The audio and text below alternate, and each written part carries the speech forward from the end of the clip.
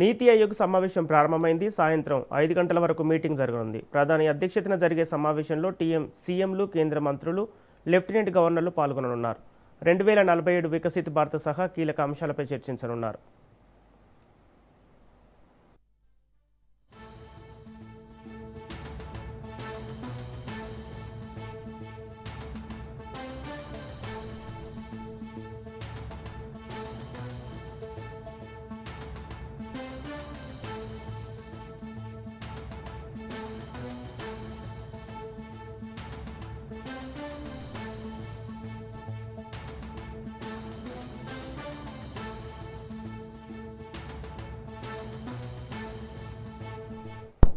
నీతి ఆయోగ్ సమావేశం ప్రారంభమైంది. సాయంత్రం 5 గంటల వరకు మీటింగ్ జరగనుంది.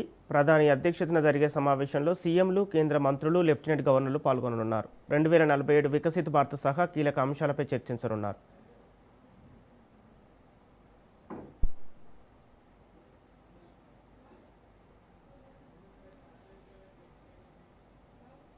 ఇక ఇదే అంశానికి సంబంధించి పూర్తి డీటెయిల్స్ మా ప్రతినిధి సునీల్ లైవ్ ద్వారా అందిస్తారు.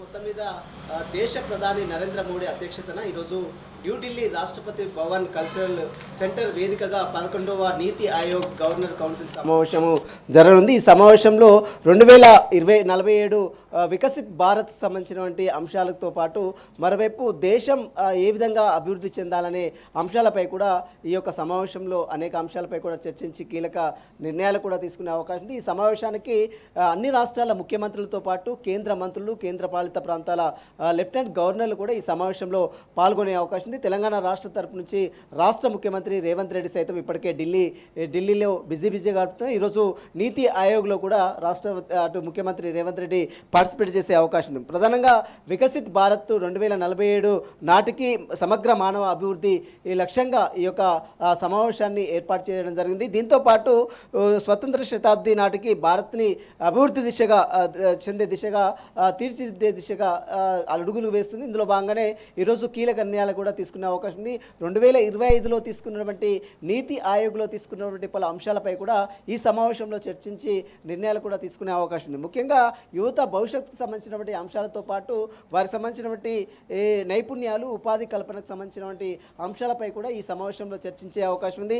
మరోవైపు ఆరోగ్యం, పోషకాహారం సంబంధించినటువంటి నిల్వలు అన్న అంశాలపై కూడా ఈ సమావేశంలో చర్చించే అవకాశం ఉంది. మరోవైపు డిజిటల్ పబ్లిక్ ఇన్ఫ్రాస్ట్రక్చర్ సంబంధించిన అంశాలతో పాటు రాష్ట్రాల అభివృద్ధి ప్రణాళికలు ఏ రకంగా జాతీయ లక్ష్యాలు అనుసంధానం చేయాలన్న అంశాలపై కూడా ఈ యొక్క సమావేశంలో నిర్ణయాలు తీసుకునే అవకాశం ఉంది. సమాన అవకాశాలు, మరోవైపు సామాజిక న్యాయం సంబంధించినటువంటి అంశాలపై కూడా చర్చించి కీలక నిర్ణయం కూడా తీసుకునే అవకాశం ఉంది. ఇక డేటా ఆధారిత ప్రాంతాలకు సంబంధించిన అంశాలతో పాటు మరోవైపు ఫలితాల పర్యవేక్షణకు సంబంధించిన అంశాలపై కూడా నిర్ణయం తీసుకునే అవకాశం ఉంది. ప్రాథమిక విద్య, మరోవైపు పాఠశాల విద్య, నైపుణ్యాభివృద్ధి, మరోవైపు ఉన్నత విద్య, అదేవిధంగా క్రీడలు, మరోవైపు సమరస్య సంబంధించినటువంటి అంశాలపై కూడా ముఖ్యంగా ఈరోజు జరిగేటువంటి నీతి ఆయోగ్ సమావేశంలో కీలక నిర్ణయాలు కూడా తీసుకునే అవకాశం ఉంది. అన్ని రాష్ట్రాల ముఖ్యమంత్రులు తమ అభిప్రాయాలు కూడా తెలియజేసే అవకాశం ఉంది.